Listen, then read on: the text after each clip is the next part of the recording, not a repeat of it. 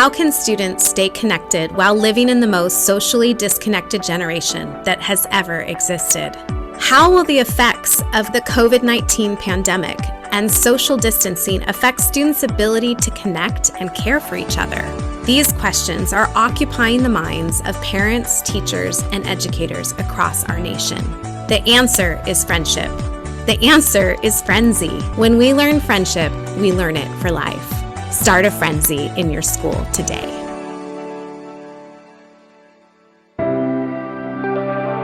Teachers love learning. They love watching the wheels turn in a student's head and seeing their excitement when a problem is finally solved. We do too. That's why we launched Fax Ed Coaching, a fully customizable professional development program. Like a head coach uses film, we use patented video technology to support teachers and improve their skills. Teachers record lessons. Coaches give feedback in video. Then they meet virtually or in person to strategize for upcoming lessons, all on your schedule. Plus, we'll help you find funding to cover the cost of your coaching program. Because when teachers are empowered to pursue their love of learning, everyone wins. Learn more at faxed.com/coaching. Hi there, my name's Rebecca from Archangel Tablets, and I'm currently based out of South Florida. It's not just that Archangel Tablets can help the school with, cutting edge technology and upgrading your fleet and everything. It's really all about the students, because those are the ones that we need to look after. If you have the right technology, you can actually give that education with those Catholic values right back to your students. So come on over and have a chat with us. Looking forward to meeting you. Designed to motivate students while supporting educators, iReady combines powerful assessments with actionable data that points to meaningful digital and print instruction. Adaptive, standards-aligned assessments provide insights into student needs, performance, and growth. Online lessons provide instruction and practice tailored to accelerate student growth, helping all learners achieve grade-level expectations and beyond.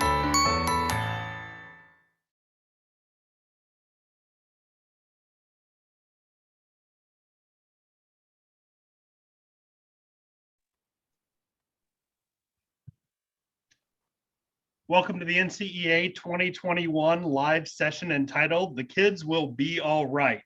This session is a panel of experts from the Archdiocese of Chicago, led by Julie Ramsky. We invite you to actively engage with this presentation using the messaging and questions functions in the event platform. At the conclusion of the session, you'll have the opportunity to complete a post-session evaluation and provide feedback that will also track your participation in these sessions. If you run into any problems, we invite you to refresh your page or use the help section on the event platform. Julie, thank you for being with us here at NCEA 2021, and we're ready to turn it over to you. Thank you so much. Good morning, everyone. Early last summer, Cardinal Blaise Cupich, the Archbishop of Chicago, announced that our schools would be open for in-person learning for the 2021 school year. So as you can imagine, created a lot of anxiety at the time as to how we were going to do this. The Archdiocese formed a COVID task force, and I have to say we were very well supported through the process. A lot of time, personally, I spent a lot of time researching and staying abreast of the science and creating early childhood guidelines. I also spent a lot of time talking to teachers to reassure them that they could do this, because as we all know, the best place for the children was to be in school. So I channeled my Mr. Rogers, and I kept saying, if you are all right, the kids will be all right. And hence, that is the title of today's session. So without further ado, I would like to introduce my colleagues, the principals and teachers who actually made this happen. And actually, I will let them introduce themselves. So before I share the PowerPoint, Lisa, I'm going to let you start. Hi, everyone. Good morning. My name is Lisa Agner. This is my 18th year teaching preschool at St. Benedict School in Blue Island, Illinois, which is a south suburb of Chicago. This year I taught simultaneous in-person and remote students. Hi, my name is Kathy Donovan. I am the principal at St. Hilary School. It is my 18th year at St. Hilary and my 33rd year in the Archdiocese. We are a smaller Catholic school, obviously, on the north side of Chicago. Hi, my name is Linda Schluter, and I am a preschool director and teacher at St. Patrick School in Wadsworth. This is my 14th year as a teacher and director. I currently am the e-learning preschool teacher and also the director and a liaison for our kindergarten through third grade students also. We are located up in Wadsworth, Illinois, the northern border of Illinois and Wisconsin. We serve children in the Wadsworth area, including Gurnee, Beach Park, Waukegan, Lindenhurst, and Antioch. Good morning. My name is Denise Spells. I am principal of St. Ethelreda School, which is located on the south side of Chicago. And I have been principal there for, like, I'm going to take a guesstimate. I've been there for longer than I thought I would be there. So I'm going to say I've been there 30 years. Thank you all. Okay, so we're going to get started here with, give me a minute because we all know how technology is. Okay, so, and this PowerPoint will be available. So our panelists prepared for this by having these 5 questions to answer. And I am going to start with the first one. How did you prepare your school or your early childhood program or classroom for reopening for in-person learning? And Kathy, I believe that is you that will start. Correct. Good morning. Preparing to reopen was no easy task, but thankfully the Archdiocese provided all of us with a list of guidelines to follow as each school created their own reopening plan. We completed a checklist and then needed to be certified to reopen. We were required to create 2 teams, one for academics and one for health and safety. These teams consisted of the principal, the pastor, teachers, parents, and community stakeholders. We needed to start at the beginning, so determining multiple entrances and arrival times. Our students were divided into cohorts, so they needed to stay in their cohort. We needed to purchase PPE. Hand sanitizer and thermometers were at every entrance in every classroom and all common areas. We established our arrival protocols. So we did our math every morning. We checked our mask. We asked, how are you feeling? We took their temperature and we applied hand sanitizer. Social distancing. Oh, there were stickers applied everywhere. This determined traffic flow and movements in common areas, hallways, and stairwells. Classrooms were decluttered. Desks sometimes were added to increase social distancing, especially in our preschool room, because our kids have snack and lunch and naps in the preschool room. Masks needed to be removed, so we needed to make sure that we maintained 6 feet of social distance. And as you know, with preschoolers, they sometimes have a hard time staying in one spot. So having desks added to the preschool room and not enable them to stay in that area when their masks were off. Our bathrooms at St. Hilary are outside of our preschool room. So we had to set protocols of a maximum 3 students. We added all touchless faucets, soap dispensers, hand dispensers, and also the toilets. So we wanted to make sure that we kept everything safe.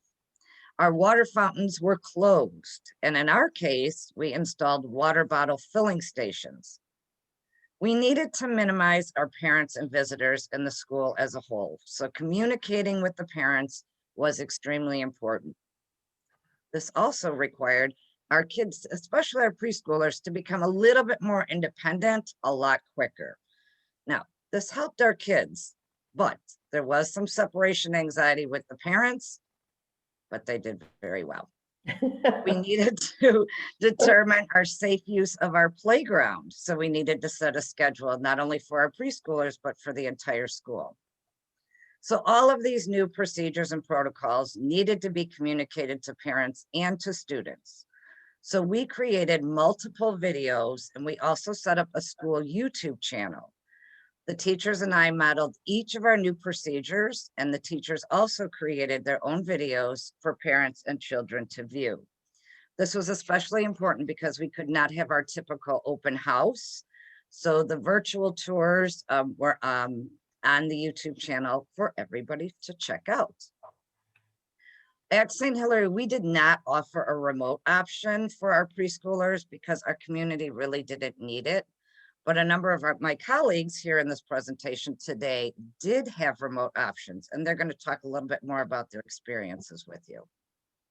We did need to, however, establish some digital platforms so that when we did pivot to remote, especially after Christmas break, we needed to have something in place. So for preschool, we use Seesaw, Epic, Zoom, and Happy Numbers. This additional use of technology did require us to upgrade our infrastructure. More children and teachers throughout the building were increasing their use of devices. Keeping the pulse of both the students and the teachers' emotional well-being was critical. I had multiple check-ins with my teachers, staff, provided some kind of monthly appreciation treats, as well as the gift of time and grace. This has been a hard, challenging year, but I am so proud of everyone in the Archdiocese of Chicago for successfully bringing our children and staff back into our buildings. Thank you, Kathy. Well done. Next question. What were the most difficult changes that had to be made to teaching and assessing young children? What additional resources or new resources were needed? Linda, I'll let you start. Thank you, Julie. So when the guidelines came out, which was last summer, we knew that we had to go into our classrooms, and we first started with eliminating all of the materials from the classrooms, which were not allowed by the COVID guidelines. And we also knew that we had to social distance our tables, which entailed taking out quite a bit from the classroom so that we can still have some areas for some physical distance play for the children in the classroom, but also maintained our physical distance of our children at their tables. Next, we knew we had to order additional supplies in the classroom to help with the physical distancing and save supply usage for our students. So we ordered what were called sit spots, which we used at circle time to distance our children, as you'll see in the picture. And we also ordered individual supply boxes, which were at each of the tables for the children, which contain their markers, their crayons, their glue sticks, scissors. Other supply boxes were also ordered for individual use of manipulatives each day. And then those were also disinfected at the end of each day and then rotated between the students daily. Next, we had to set up a home classroom because we had about half of our children chose remote learning. So I set up a classroom which we wanted to make as close as possible to the classroom in-person learners. So I ordered all of my supplies and set up a small circle time at home. This also entailed getting our laptop ready with Zoom, speakers for music that I use daily with the children. We wanted to make the classrooms as close as possible so that it is seamless learning, so that when we had in-person learners move to quarantine learning for a certain amount of time, they were getting the same lessons and they had the same materials being used. So it was a seamless transition for them. Next, we knew we had planning. Our planning goals were to create lesson plans that were seamless between e-learners and in-person learners. What we found is this required about a 3-week lead time to plan the lessons, create the lessons, I also had to prep bi-weekly packets for the e-learners to pick up, and this had all of their materials. So what happened was we'll have a Zoom class, which was their circle time, and they were supplemented with all materials for the 2 weeks of lessons in their packets, which they used daily. So they also picked up these packets in an outdoor box, which we had already installed. It was a great usage of our little preschool book box on our walkway. So they were able to pick up their packets from that box at their convenience every 2 weeks. Another challenge that we faced was trying to create e-learning activities, which allowed whole group learning, and also my teacher observation of fine motor development and direction following skills, which are 2 important skills in early childhood.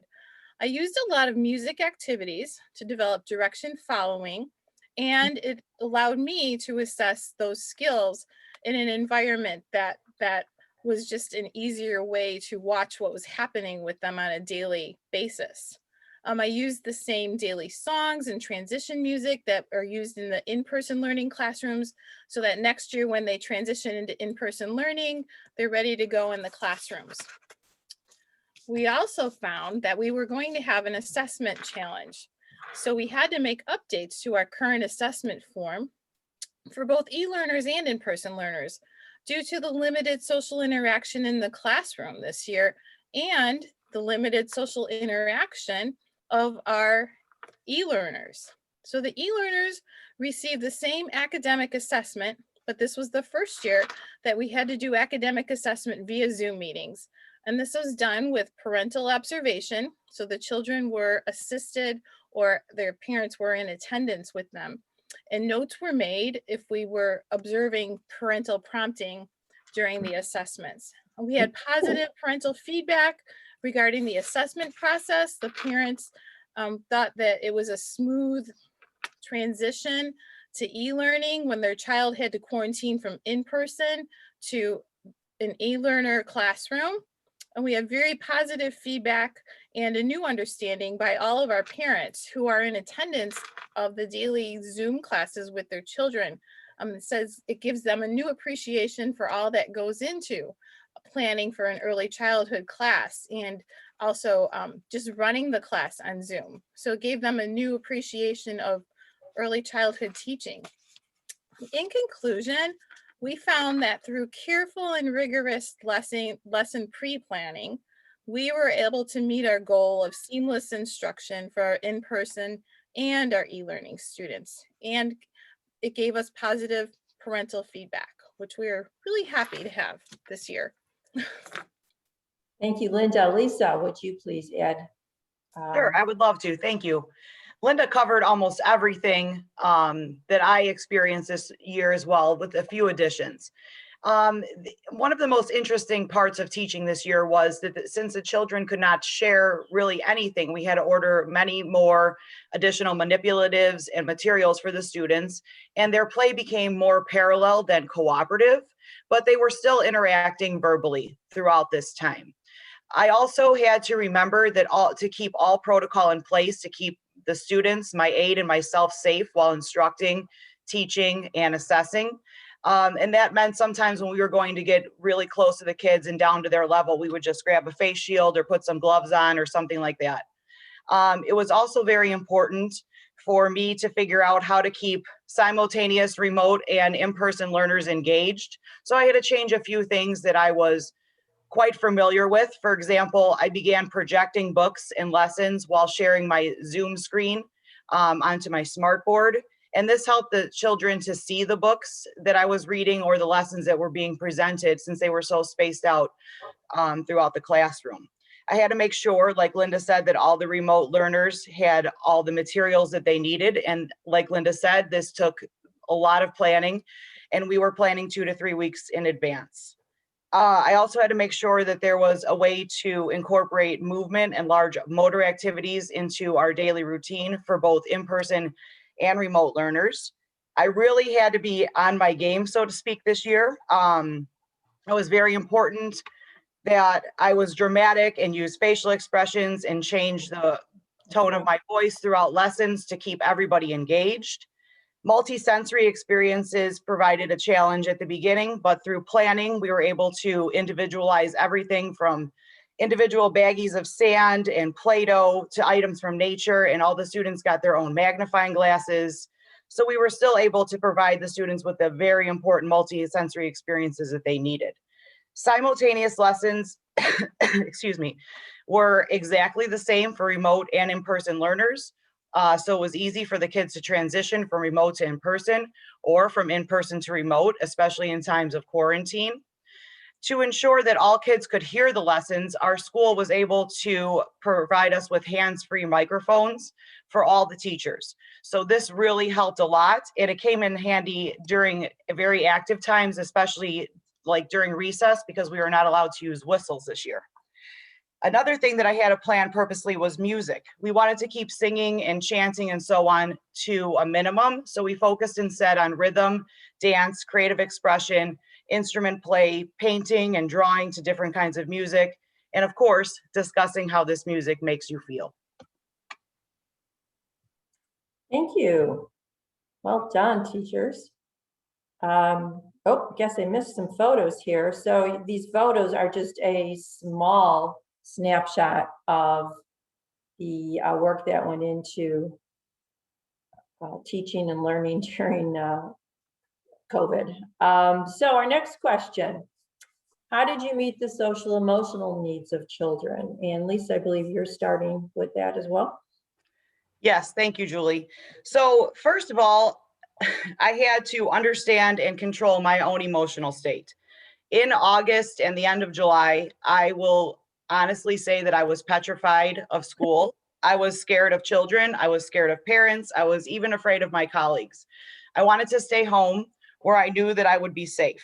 But while I was setting up my classroom, I realized how challenging this year was going to be. So I purposely changed my mindset to the approach of thinking of this school year as being able to teach in a once in a lifetime opportunity. It was a very unique way to teach, and I wanted to learn as much from the students as I possibly could this year and from the experience. I knew that I needed to be there and be positive every single day for my students. I was concerned about their facial expressions. This is so important in preschool. How are the kids feeling? Because their feelings and their emotions are going to determine their entire day. So in the beginning of the year, we dramatized different facial expressions and identified what it looks like to be sad, what it looks like to be happy, what it looks like to be angry.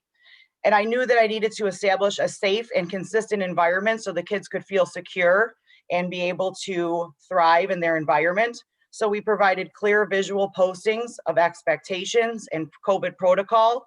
And the procedures we implemented consistently so the kids could feel like they were in control of their environment. I also had to get the kids talking.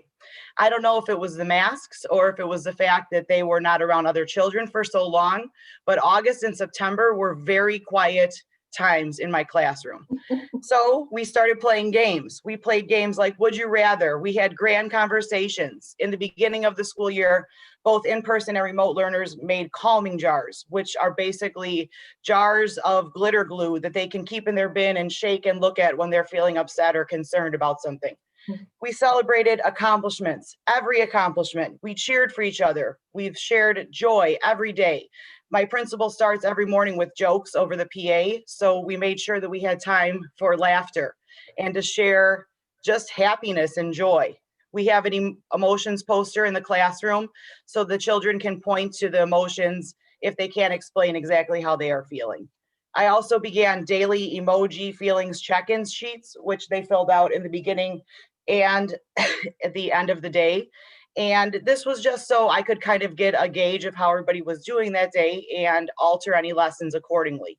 Interestingly, most kids indicated that they felt happy at school. So that made me happy also. We watched a lot of videos portraying other children in school wearing masks and physically distancing from one another. We dramatized proper techniques for removing and putting on masks. We practiced our physical distancing, and all of this dramatization, all this practice was just to help the kids know what to do so that they could feel safe and so they could feel like they were contributing members of their classroom environment. We shared tons of books, tons of songs about emotions, including several awesome books that use colors to describe moods and stronger emotions. The children followed up by making creations out of paint and other things, and used art for expression and described their pictures as well as they could. I also did something new this year. We did a lot of yoga and different mindfulness activities. These basically were to have them determine a place or a person or an object that could calm them or bring them joy. And when they were feeling upset or feeling strong emotions, this was something that we encouraged them to focus on. Words like mindfulness and calm yourself and strong emotions became part of our classroom vocabulary. This led to discussions. Kids began to recognize their strong emotions and even to figure out why they were feeling this way. And they began to learn techniques that they could use to control these emotions. We also really tried hard to let the kids know that all feelings are okay. It's okay to feel any way, but it's not okay to let your mood ruin somebody else's day. So we also did daily check-ins with remote learners to make sure that they felt as though they were part of the classroom. We did show and tell. I had open communication with the parents. Some meetings we would just talk. And I wanted the parents to know that this was indeed a partnership in their child's education. And I wanted to be able to get to know my students and my parents. So these daily check-ins were really, really, really crucial. I also tried very hard to respond on Seesaw verbally to every activity that my students completed, just to help them feel a connection to their teacher that they might not otherwise have. We did a lot of lessons on kindness, fairness, equity, even preschool level social justice lessons. And this all contributed to our shared classroom language of kindness and equity. We helped the remote learners transition to in-person with thumbs up, thumbs down, how are you doing, and talking about what they were going to experience on Zoom before they enter the classroom. Excuse me. We also really, really wanted to focus on the wellness portion of SEL. We wanted to make sure that all the kids' basic needs were being met. So we made sure their parents knew that for their breakfast snack, they had to bring a healthy fruit or vegetable-based snack. During periods, especially of remote learning, I would ask the kids if they remembered to brush their teeth. We had to make frequent movement breaks. I monitored their screen time and learned a lot about screen time and how much is appropriate for the children of this age. I had to make time for large motor play, time for dancing, time for fun, time for rest, time for outdoor play. Fresh air and sunshine was so important in maintaining positive mood. We also, of course, did the physical wellness checks at the door. And we shared information on sleep, nutrition, screen time, play, exercise, and SEL with the parents. Wow, awesome. Thank you, Lisa. All right. Question number 4, and Denise, I believe that you're going to answer this. How did you address concerns of parents and create and maintain relationships with them? Well, in the beginning, it was a little difficult because we actually have 3 preschool classrooms and 2 other teachers are teaching remotely, virtual, and 1 teacher is in the building with a group of 15 students. Those students in the building are the ones I really had the most contact with. And the ones online, I go into their classrooms every day to say, good morning, how you doing? Look at their work. We use Seesaw so that the teachers can get their work. I Excel and Teaching Strategies Gold, which is funded by the government, the state. And it's a program for early childhood. The curriculum is all set so that the teachers are covering every aspect of the child's learning, social, emotional, as well as academic and physical. We are fortunate to have a gym teacher. So the 3 rooms get together on one Zoom link for gym. And they also get together for music. Spanish, they have individually 2 classrooms who are on Zoom meet together, and the 3rd classroom has their own spot for Spanish. Our goal was to keep everything as close to the regular school curriculum and day as possible. So they all start off with breakfast. either at home or in the classroom, and they get a chance to talk to each other and see each other, because the ones in the building are on Zoom as well at that time. And we don't want students to go home feeling any way that they didn't feel when they came into the building. So by it being similar to what they are experiencing in the classroom as well as on Zoom, it would make the transition back to the building easier. I did ask the teachers to ask the parents if they would let their child sit with a mask on sometimes during the day, during the class time, so that when they come back to the building, a mask won't be anything new to them. Now, the big difference is those who are on Zoom for the full time must be accompanied by a parent or another adult. That's the only way it will work. So parents are learning as well. They learned about Seesaw. They learned things that they didn't realize they could do. I mean, we even have the students teaching them how to log on, which is something good, because to see a student learn how to operate a computer at ages 3 and 4, besides playing a game, it was eye-opening for the parents. Now, addressing the concerns of the parents and maintaining a relationship, we have a parent forum once a month, and I have it in grade band. So all 3 preschool room parents meet on the same day, the last Tuesday of the month from 6 until 6:55. And they have the opportunity, the teachers are there to ask questions of the teachers, to discuss anything that they want to that's school related and child related. And the parents have become a resource for each other. Because if one parent is having a concern with how do you get your child to go to sleep at night, then another parent might have a suggestion, and they begin to talk and make their own little groups. Now, at one of the meetings, they suggested a way for the students to get together outside of the regular school day. So I gave that charge to the parents. You come up with an activity that you would like the students to do, and we'll set the time. You create the flyer, the parameters, everything. And from 7 until 7:30, the preschool students, all of them have a chance to meet with each other. They had a Dr. Seuss day where they wore their pajamas. They had a Dr. Seuss movie.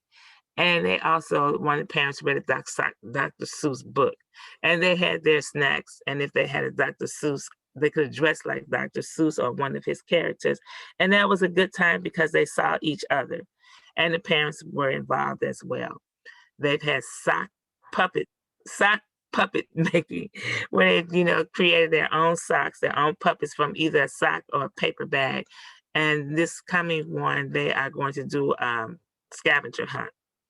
And the parents decided now they would like to give awards. So they were going to make up certificates and send those to the students and also the parents for participating.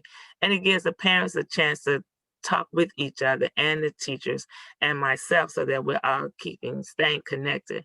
I do tell them I'm available 24/7, email or call. And also, I tell them that I am there to help them, not to hurt them.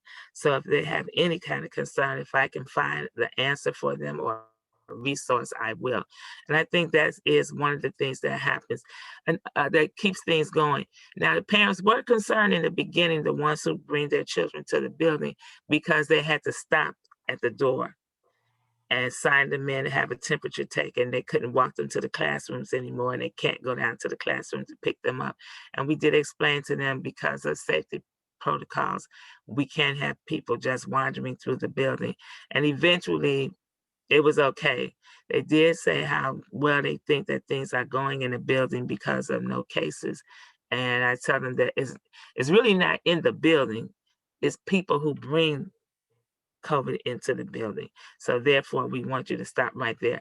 Our building is very similar like everyone else's with the social distance. And we had to change out our water fountains too to bottle filling stations. And luckily our hands washing and soap dispensers and toilets were already automatic. So that helped in the long run with monies. And on the whole, the parents are pleased with what's going on. We do have virtual field trips, and they've gone to Shed Aquarium twice, and they really like that. The last one was a penguin penguin show. And the students like that, they came back and drew pictures. And one of the classrooms had the outline of a penguin, and this child's picture was inside of it for the face. That was funny. And they post everything on Seesaw. And you know what's good about it is it gives the parents time to really understand their own child. Not the way they thought it was pre-pandemic, because they would always say, oh yes, I know my child, now I know my child. But now they actually have bonding time, and they can talk to the children and help them get over some of the concerns about wearing a mask. And, they wear their own mask and the parents wear their mask. The preschoolers are really good about keeping the mask on. Yeah. It's the older children where the mask is always under the nose. Oh no, put the mask up, pull the mask up, or wear two masks. And, just thinking about coming back to school with everyone, the transition then. I know we're going to spend a lot of time, all of us are just getting our students to readapt to being around other children, their ages and their classmates, and not touching each other. And which is another thing with and sharing things with upper grade students. Can I borrow a pencil? No, you cannot borrow a pencil. You can't share. You can't. And just getting them to really understand that. Whereas I thought it would be more difficult with the younger ones. No. But it's good. The parents are very cooperative. I'm not going to say 100% because I want to keep it real. You still have those who aren't, but you learn to work with them. You just have to get to the bottom of, well, what is it? Because if they go off on you, and it's really, you think to yourself, well, that's minor. So why is this parent so upset? And when you keep talking to them and peel back layer after layer, you realize that there's more to it than the problem. So you have to put on your other hat and just sit and be the counselor and listen. So it's been a challenging year. I must say I've learned a lot. And I know with all the teachers who are on this panel and all that you're doing, my hat goes off to you as well, because I see now that mine are doing the same thing. And there's always room for improvement and always more time to work with parents. You can't leave them out because you don't see them every day as you did before. So conferences are online as well. And the teachers for preschool, they are always hands-on with sending parents weekly bulletins as well as regarding what's going on. And they make sure that they are available to the parents as well. Thank you. Excellent. Wow. Thank you.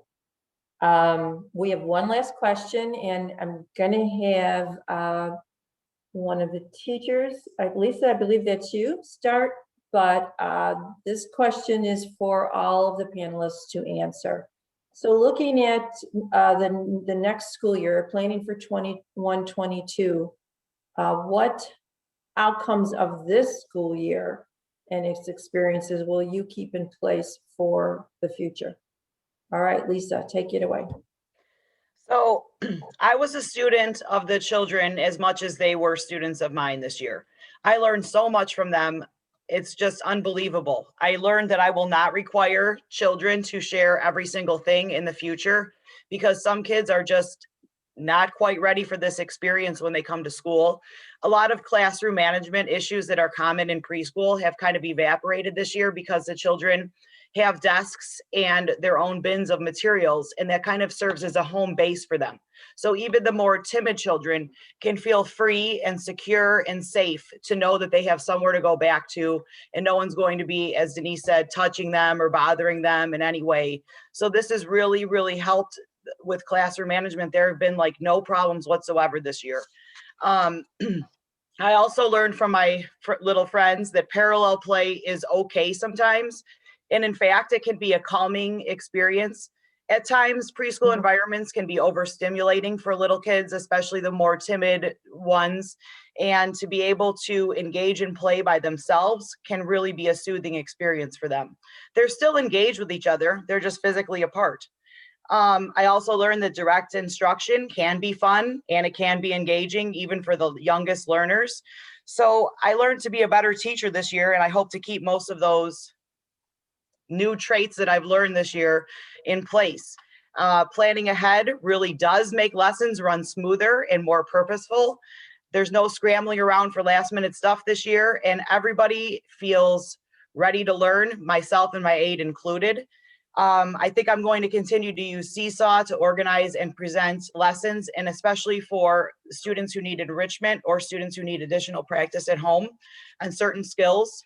I definitely 1000% want to keep up the rigorous sanitation, hand hygiene, and ventilation that we put into place this year.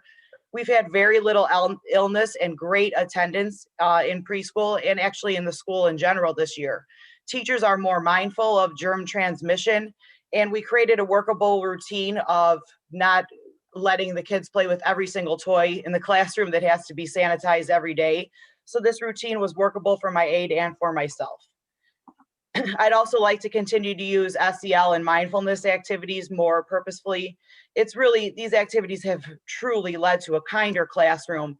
There's very few emotional outbursts, and kids are equipped with ways to help soothe themselves, which is a wonderful, wonderful thing to learn at this young age. And I just hope to keep this experience close at hand and to keep learning from it for the rest of the year. Thanks, Lisa. Linda, can you add to that? Sure, thank you. In addition to most of what Lisa said, we are definitely going to keep our non-sharing of supplies in the classroom for probably forever.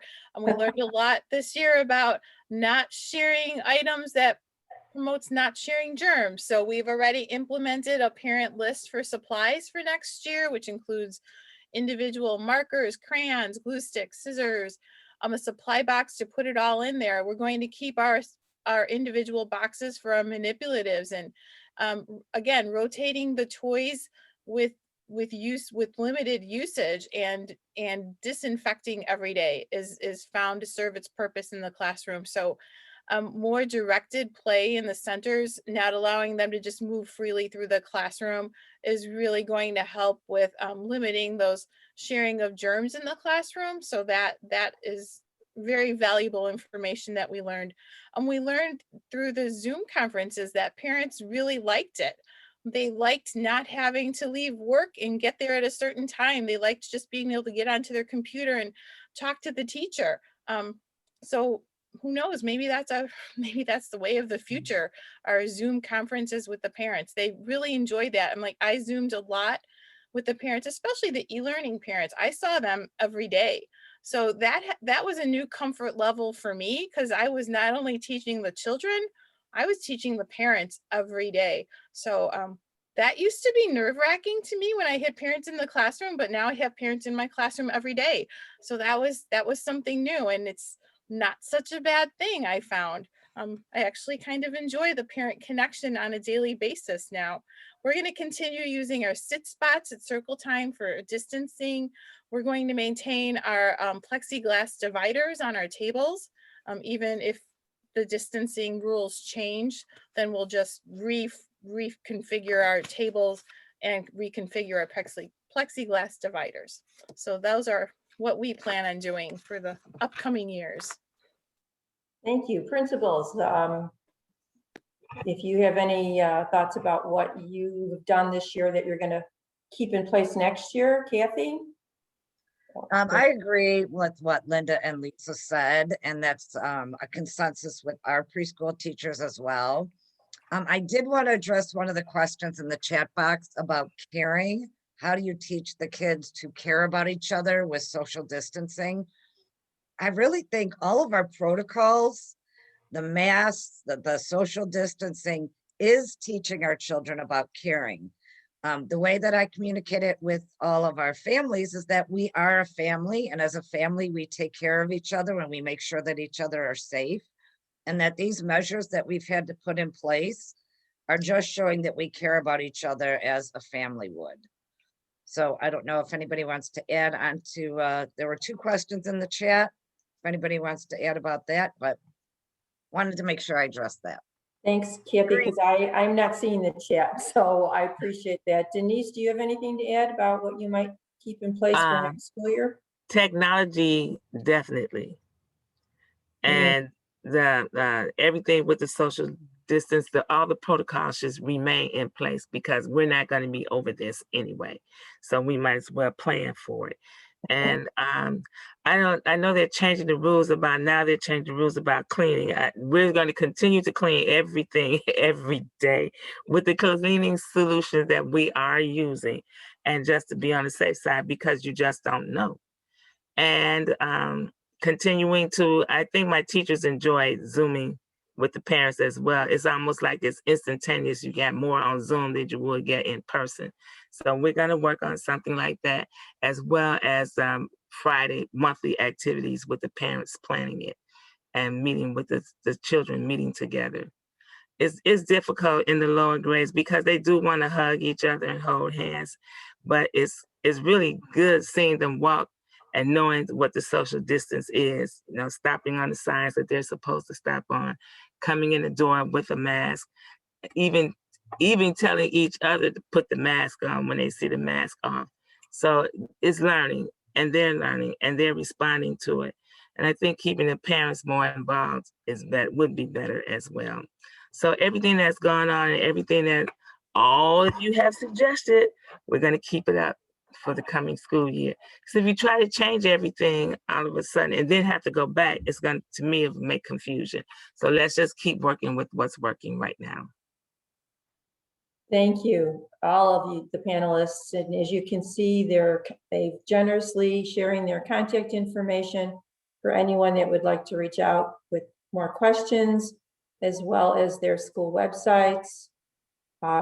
There is my contact information, and as well as the guidelines that were developed for our early childhood programs in our schools that I'm happy to share with everyone. So, Julie, yes. Julie, will the slides be available? That was asked a couple times in the chat.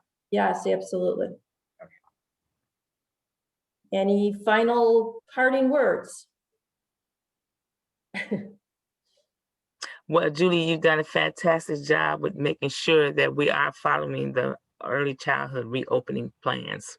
Thank you. Thank you. Yes, Appreciate it. Yes. Thank you. And also, I think that the most important thing to remember during this school year, and if we're going to be doing this similar situation, experiencing the similar situation next year, is to remember there are so many things that you can do. So just focus on what you can do and drop the negative, what you can't do, and your whole experience will be much, much better. Positive thought, mindfulness. Definitely. Thank you. We still have a couple of minutes left.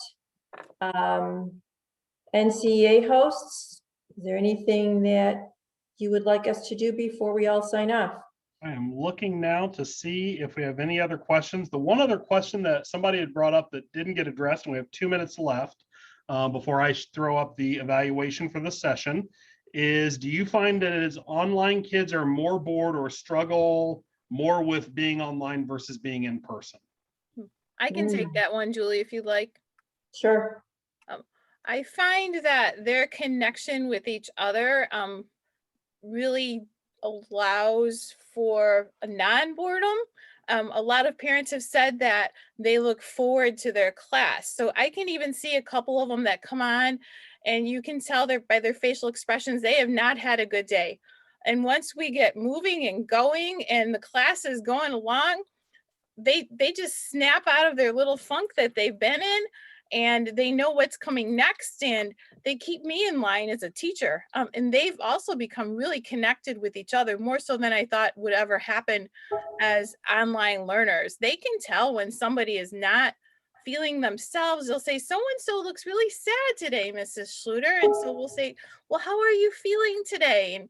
And they've really become more in touch with their feelings, I think, just by watching each other on Zoom. It's amazing how these little guys really became more in tune with each other.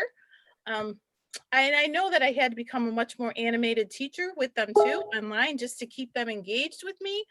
And if I see that they're slipping, I just kind of slip in another movement and music activity, and up we go and moving we go. And so it's a lot of, just like in a normal classroom setting, you have to keep them going. It's the age. They just can't sit. So it's the same thing with Zoom learning, I've learned. We just move and move and groove and keeps them going. Thank you very much. And thank you, all the panelists. This was incredibly enlightening. Thank you for this live session. For the audience members, please be sure to fill out the survey that just posted. You just click that begin button. We use this opportunity to check out other live sessions and on-demand sessions. Our learning lounges will be starting up in just a few minutes. Our virtual exhibit hall is live and there is so much more. So we look forward to seeing you all around this virtual conference.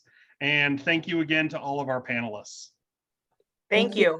Thank you, everyone. NCEA hosts. Thank Thank you, you. everyone. Thank you. Bye, everyone. Enjoy the rest of your time off. Have a great day, everyone. Thank you, Happy Julie. Tuesday. Oh, she's gone. Thank you, Julie. Oh, Julie's gone. Julie's gone. Bye, everyone. Bye, everyone. Bye.